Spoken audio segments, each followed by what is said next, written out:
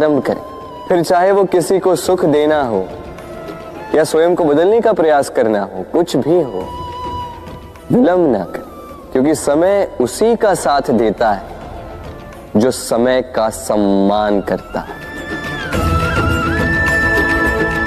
राधे राधे। मीठा पानी सबको भाता है, परंतु खारा पानी किसी को नहीं भाता। अब सोचने वाली बात यह है कि मोती समुद्र की गहराइयों में ही बनता है। खारे पानी के मध्य में रहकर, हर क्षण भक्षकों से टकराकर, अपने अस्तित्व को दांव पर लगाकर ही सीप मोती प्रदान कर पाती है। कभी सोचा है क्यों? क्योंकि बिना संकटों का सामना किए, बिना विषम परिस्थितियों में उलझे आपको सुख प्राप्त नहीं होगा। इसलिए निडर होकर संकटों का सामना कीजिए और मेरे साथ प्रेम से कहिए, राधे राधे। हम सब समय की महत्ता को पहचानते हैं। समय ही हमें बनाता है, समय ही हमें नष्ट कर देता है। कभी समय ठीक चलता है तो कभी बहुत ही खराब समय आता है। विचित्र बात यह है कि हम फिर भी समय को ही नष्ट करते हैं। स्मरण रखिएगा, समय केवल जाता है, कभी आता नहीं। इसलिए समय की प्रतीक्षा में समय व्यर्थ ना करें। जो भी करना है आज, अभी, इसी क्षण प्रारंभ करें, फिर चाहे वो किसी को सुख देना हो या स्वयं को बदलने का प्रयास करना हो, कुछ भी हो, विलंब ना करें, क्योंकि समय उसी का साथ देता है जो समय का सम्मान करता है। राधे राधे। कहते हैं सबकी सीमा होती है, कठिनाइयों की, पीड़ा की, संकट की, अंधकार की भी। यदि किसी की सीमा नहीं होती तो केवल कड़े परिश्रम की। आपने देखा तो होगा, रात कितनी भी काली हो, सितारे परिश्रम से उससे लड़ते रहते हैं और अंत में सवेरा आ ही जाता। आंधियां पंछियों के बसेरे को तहस नहस कर देती, किंतु पंछियां अपने परिश्रम से उसे पुनः बना ही लेती, क्योंकि सीमित को असीमित से हारना पड़ता और परिश्रम असीमित। राधे राधे। बहती नदियां कितनी सुंदर होती हैं, पावन होती हैं। जहां से जाती है वहां एक नया जीवन प्रदान करती, धरा को सींचती, अकाल को दूर रखती, और कदाचित इसीलिए नदी को मां समान पूजा जाता है। किंतु क्या कभी आपने सोचा है कि नदी जन्म कैसे लेती? क्या ये प्रारंभ से ही इतनी विशाल और वेगवती होती है? नहीं, वर्षा की छोटी छोटी बूंदें गिरकर मिलती एक सूक्ष्म धारा बनाती। ये धारा पर्वतों के हिम को काटते हुए, स्वयं में पिघलाते हुए, जल प्रपातों से गिरती, चट्टानों से टकराती और फिर जाके नदी बनती। इसी प्रकार ऐसे ही सीधे सीधे कोई महान नहीं बन जाता। छोटे छोटे प्रयास मिलकर एक विशाल व्यक्तित्व बनाते। इसलिए जीवन में प्रयास करते रहिए, अस्तित्व अपने आप ही बन जाए। राधे राधे।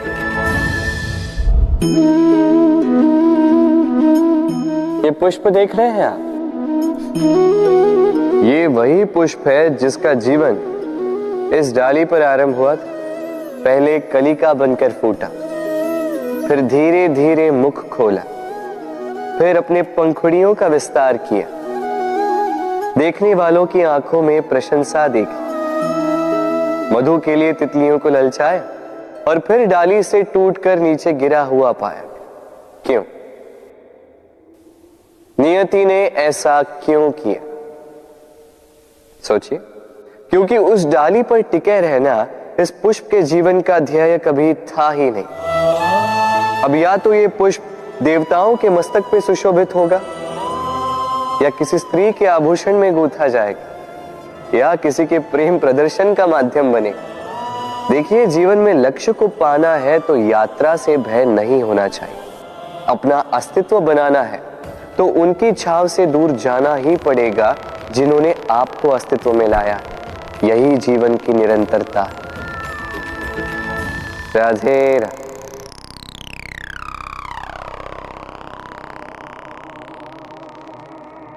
होता है, सागर का जल खारा होता है और किसी नाले का जल दुर्गंध से भरा। क्यों? नदी का जल मीठा होता है क्योंकि वो सबको जल देती है। सागर जल लेता है, इसीलिए खारा होता है। और नाला, उसका बहना रुक जाता है और इसी कारण से वो दुर्गंधपूर्ण हो जाता है, किसी काम का नहीं रहता।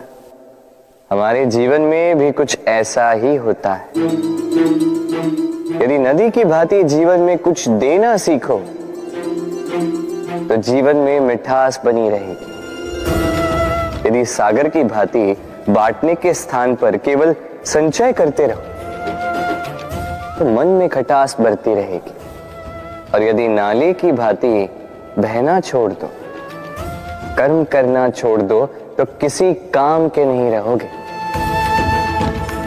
इसलिए बिना किसी विराम के कर्म करते रहो और जो कुछ भी आपके पास है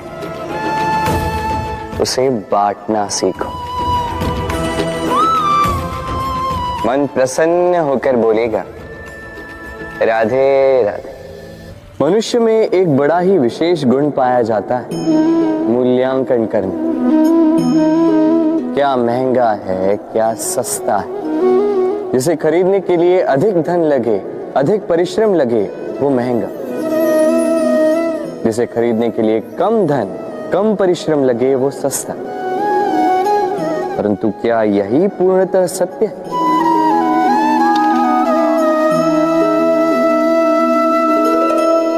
अब आपके सामने एक पात्र है जिसमें जल भरा है और एक सोने का सिक्का।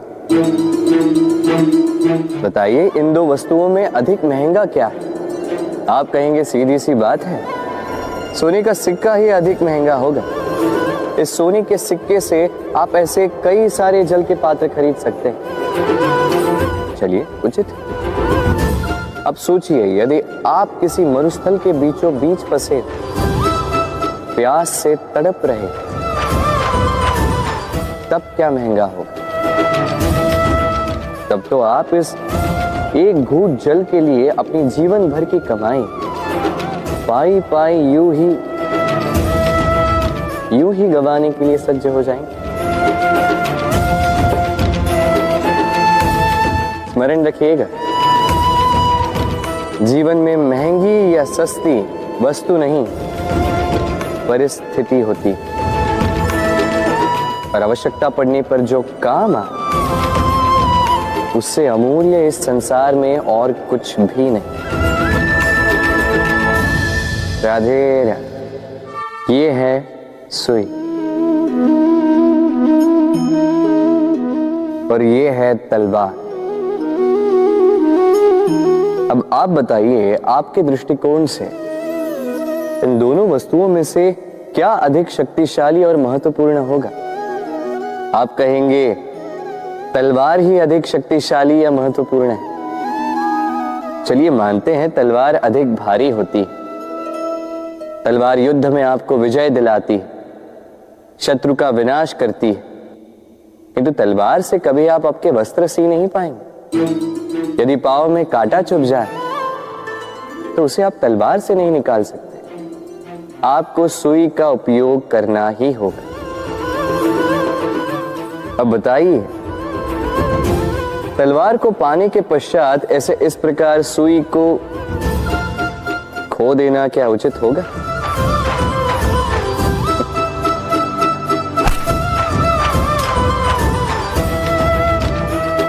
इसी प्रकार जीवन में संपन्न मित्र पाने के पश्चात आपके उन मित्रों को ना खोइए जो कम संपन्न हो, दरिद्र, क्योंकि वो आपके साथ तब थे जब आप कुछ भी नहीं थे, और आवश्यकता पड़ने पर वही आपके काम आने वाले हैं, संपन्न मित्र नहीं। तो जिससे प्रीत की है उससे मीत निभाई, चित आनंद से जागे। राधे राधे। कुछ बनाने के विज्ञान में पहले टूटने का ज्ञान आवश्यक है था। नई सोच बनाने के लिए पुरानी रीतियों को तोड़ना आवश्यक है। ये यात्रा, ये सीख केवल राधा के लिए नहीं बल्कि सभी के लिए। फिर सभी को इस दुर्गम और जटिल पथ से जाना ही होगा। मनुष्य भावनाओं में बहकर कभी कभी ऐसे अनुचित निर्णय ले लेता है जिसके कारण वो जीवन भर पश्चाताप करता है, किंतु जब कुछ खो कर पाता है उसे वो सहेज कर रखता है। बबूल का पेड़ कितना विशाल होता है,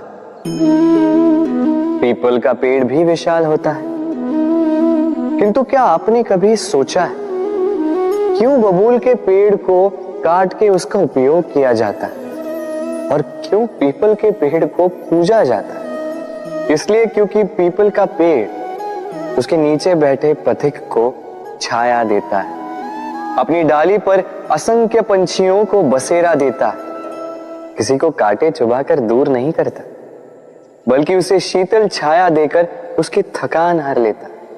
इस संसार में यदि आपको सम्मान पाना है तो पीपल की भांति ही बनना होगा। कुछ देना सीख, आनंद, सुख, शीतलता बांटना सीखो और कांटों की भांति कभी किसी को कष्ट ना दो। सम्मान स्वयं चल के आपके पास आएगा और मन प्रसन्न होकर बोलेगा राधे राधे। हम सब ये मानते हैं कि हमें जीवन में कभी न कभी किसी न किसी स्थान पर प्रेम होता ही, फिर चाहे वो माता पिता को संतान से हो, ज्ञानी को ज्ञान से हो, किसी कलाकार को कला से हो, आदि इत्यादि। किंतु क्या वास्तव में ये प्रेम ही है? मोह भी तो हो सकता है। अब आप पूछेंगे कि प्रेम और मोह में अंतर क्या? अंतर है बंधन का, जो आपको बांधे वो मोह है, प्रेम नहीं। प्रेम वो जो आपको मुक्त कर विकास की ओर भेजे। चलो आपको एक उदाहरण देता हूं। कुछ माता पिता अपनी संतान को किसी अन्य नगर में पढ़ने के लिए भेज नहीं पाते, अपनी संतान को उसके मित्रों के साथ खेलने के लिए भेज नहीं पाते, चिंतित रहते हैं कि कहीं उनकी संतान को पीड़ा ना पहुंचे और इसीलिए उसे बांध के रखते हैं। ये प्रेम नहीं है, ये मोह है।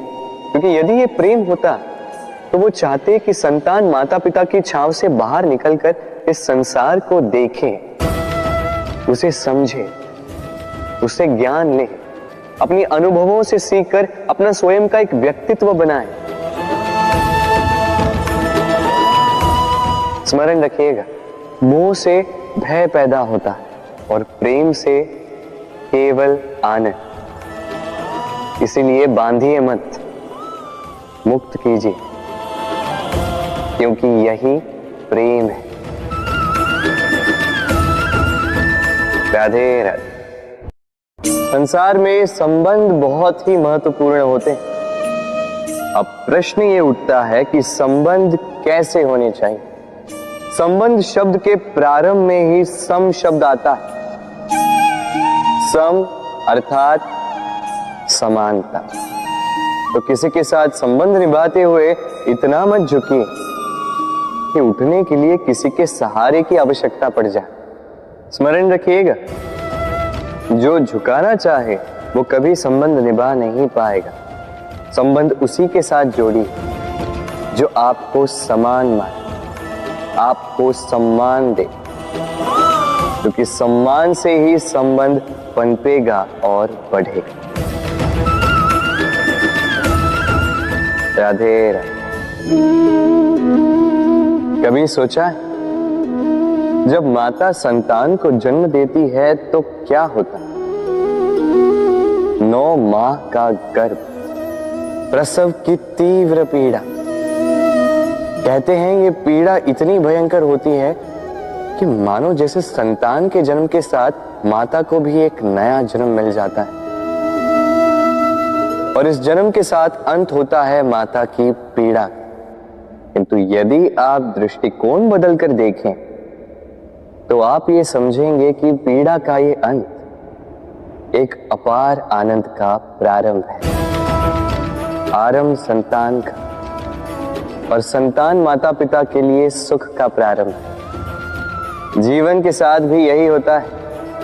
हम कभी कभी किसी संबंध या किसी स्थिति के पीड़ादायक अंत के कारण इतने विचलित हो जाते हैं कि उस आनंदमयी प्रारंभ को देख ही नहीं पाते। स्मरण रखिएगा, पीड़ा आनंद के प्रारंभ का लक्षण। राधे राधे। व्यक्ति के सर पर जब क्रोध चढ़ जाता है तो उसे सत्य और असत्य के बीच का ज्ञान नहीं होता। क्रोध उसकी दृष्टि को धुंधला कर देता है और फिर उसके पश्चात केवल माया और कपट ही उसे आगे का मार्ग दिखलाता है। अपने स्वार्थ की सिद्धि के लिए अग्नि क्या करती है? जलाती है। फिर चाहे वो लकड़ी हो, कोयला हो, वस्त्र हो, जो भी आप अग्नि में डालोगे वो भस्म हो जाएगा। किंतु सोना, यदि आप सोने को अग्नि में डालोगे तो वो कुंदन बनकर अपना अस्तित्व निखार लेता है। यदि आप लोहे को ताप दो तो वो फौलाद बन जाता है। क्यों होता है ऐसा? क्योंकि उनके भीतर की अग्नि उनको जलाने वाली अग्नि से अधिक तीक्ष्ण होती। ये अग्नि है निश्चय की, ये अग्नि है पवित्रता की। यदि आपका निश्चय दृढ़ हो, आपके विचार पावन हो, तो कुंदन बनकर निकलोगे, फौलाद बनकर निखरोगे, भीतर से बल पाओगे और कोई आपके साथ अनिष्ट नहीं कर पाएगा। राधे राधे। व्यक्ति का जीवन क्या है?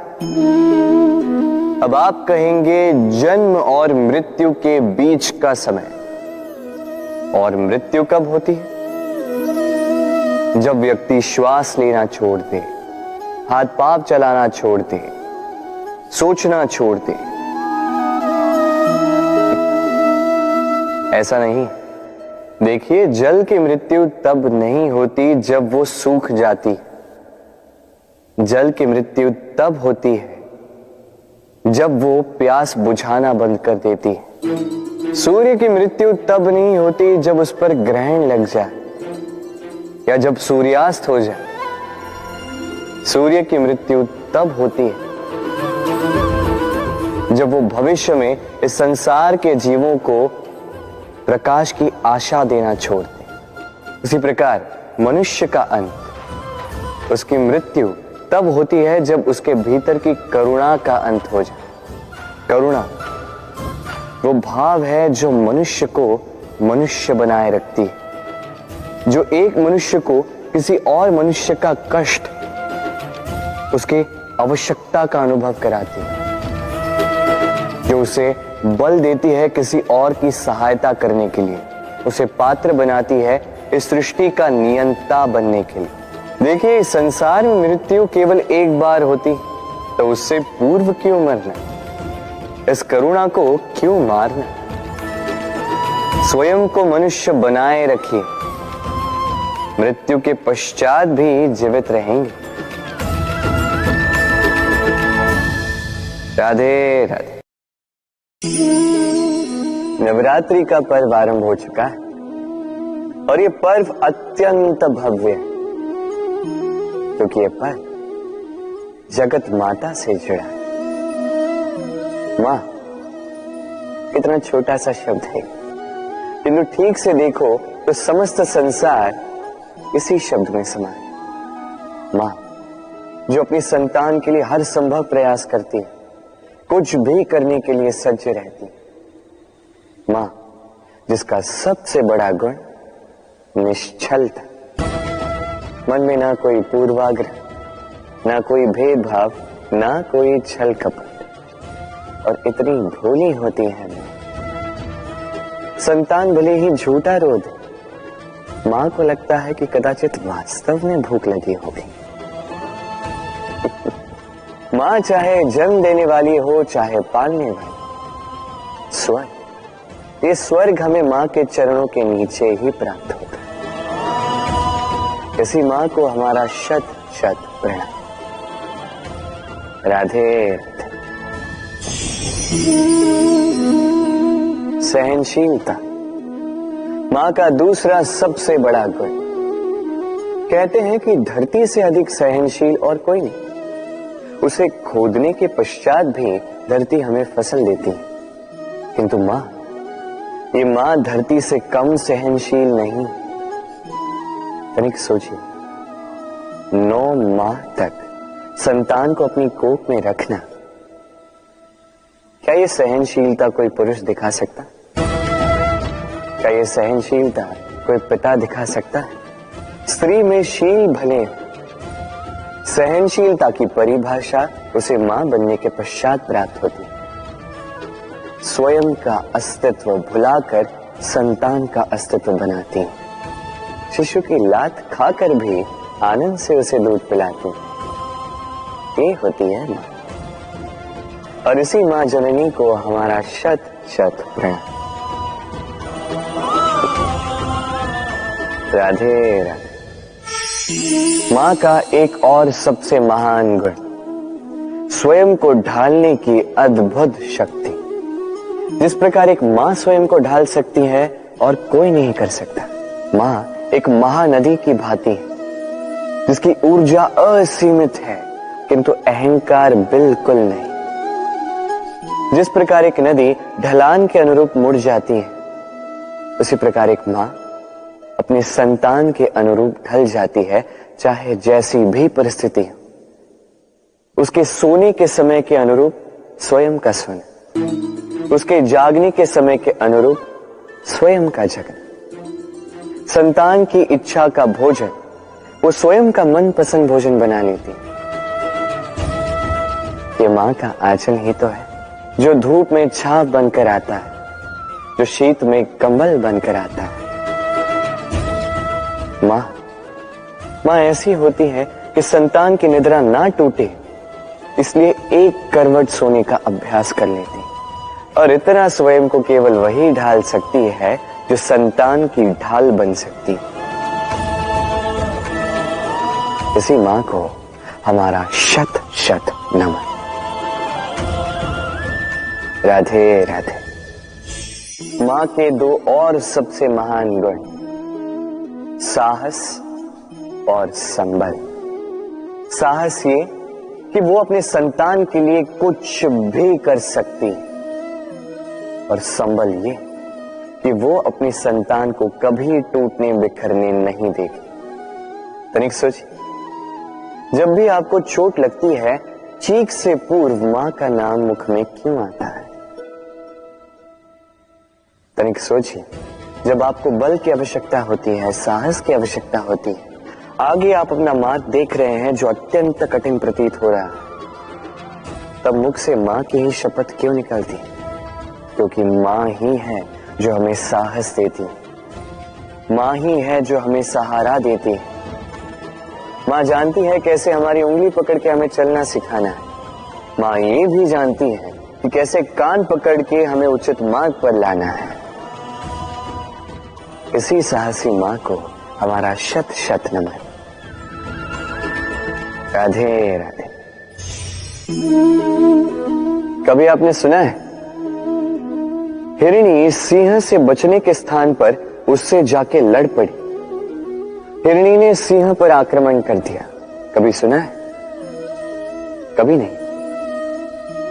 किंतु ऐसा हो सकता है, ऐसा होता भी है, और ये होता तब है जब हिरणी के शावक संकट में हो, जब उन्हें सिंह से प्राणों का संकट हो, तब हिरणी भी आके सिंह से लड़ पड़ती है, उससे भिड़ पड़ती है, क्योंकि वो मां है और मां अपनी संतान के लिए कुछ भी कर सकती है।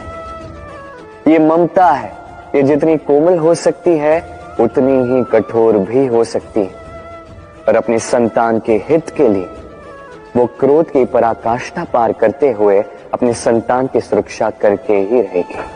और इसीलिए तो मां संतान के जीवन की सबसे बड़ी ढाल कहलाती है। इसी मां को हमारा शत शत नमन। राधे राधे। करुणा, करुणा वो भाव है जिससे संसार के सारे भाव जन्म लेते हैं, और ये समस्त संसार ये मां से जन्म लेता है। मां वो व्यक्ति है जो करुणा का सागर है। संतान को देखकर ही समझ जाती है कि उसकी विडंबना क्या है, उसकी आवश्यकता क्या है। संतान के नेत्रों में यदि अश्रु दिखे, वो देखकर ही समझ जाती है कि उसके शरीर के कौन से भाग में उसे चोट लगी है। संतान के बिना कहे मां समझ जाती है कि आज भोजन में संतान क्या खाएगी। ये होती है मां। मां करुणा का सबसे बड़ा रूप है। और आज के युग में मनुष्य जो है थोड़ा भी आगे क्यों ना निकल जाए, मां को तो पीछे ही छोड़ देता, मां को भूल ही जाता है। ये भूल आप कभी ना करें, कभी ना करें, क्योंकि मां वो करुणा है तो यदि आपके जीवन से चली गई उसके पश्चात आप जीवन अवश्य जिएंगे, किंतु कभी जीवन जी नहीं पाएंगे। उसके पश्चात आपके जीवन से आपका ये मूल्यांकन, आपके जीवन से करुणा का ये भाव, ये भी आप खो दोगे। आपकी मां सबसे अधिक महत्वपूर्ण है। यदि मां को खो दिया तो समझ लीजिए सब कुछ खो दिया। इसलिए मां को सदैव स्मरण रखिए, सदैव उसे प्रेम दीजिए, और मेरे साथ कहिए राधे राधे। आज विजयदशमी, वो दिन है जब श्री राम ने रावण का वध किया। वो दिन है जब श्री राम ने लंका पर विजय प्राप्त की। लोग कहते हैं कि ये अच्छाई की बुराई पर विजय का प्रतीक है। इसे देखने का एक और रूप भी है। जी हां, ये प्रेम के विजय का भी प्रतीक है, ये परिवार के विजय का भी प्रतीक है। आपको तो ज्ञात होगा ही कि रावण महाज्ञानी था, महाशक्तिशाली था, महादेव का परम भक्त था रावण। अब जो व्यक्ति कैलाश पर्वत उठा सकता था, वो व्यक्ति स्वयं एक कटे हुए वृक्ष की भांति श्री राम के चरणों में गिरा हुआ था। क्यों? क्योंकि राम के साथ लक्ष्मण थे, वही रावण के साथ विभीषण भी नहीं था। एक और परिवार में बढ़ता प्रेम था, तो दूसरी ओर परिवार में बढ़ती दरार। स्मरण रखिए, यदि संसार पर विजय प्राप्त करनी है तो सर्वप्रथम परिवार में प्रेम बनाए रखना होगा। परिवार में केवल प्रेम बढ़ाइए, द्वेष कभी नहीं। आप सदैव सुखी रहें और जीवन की हर बाधा पर आप विजय प्राप्त करें। राधे राधे। देखिए, कल जो आने वाला है उसके लिए आज को व्यर्थ करना अनुचित है।